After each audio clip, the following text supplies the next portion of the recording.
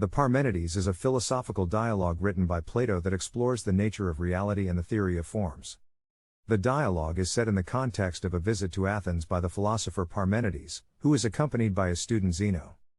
Parmenides is an older and more experienced philosopher than Socrates, the main character in the dialogue, and he presents a series of arguments against the theory of forms that Socrates has been espousing.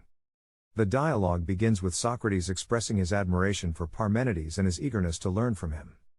Parmenides then begins to present his arguments against the theory of forms, which holds that there are eternal, unchanging, and perfect forms or ideas that are the basis of all reality. Parmenides argues that if there are such forms, they must be either one or many. If they are one, then they cannot be the source of the many different things in the world.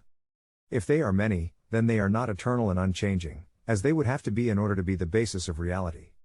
He also argues that if the forms are separate from the physical world, then they cannot have any effect on it, and if they are not separate, then they are not eternal and unchanging. Socrates responds to Parmenides' arguments by pointing out that the forms are not meant to be the source of the many different things in the world, but rather the source of their intelligibility. He also points out that the forms are not meant to be separate from the physical world, but rather the source of its intelligibility. Parmenides continues to press Socrates with further objections and criticisms of his theory of forms, but Socrates remains steadfast in his defense of it. In the end, Parmenides leaves Athens, leaving Socrates to ponder the insights he has gained from the dialogue.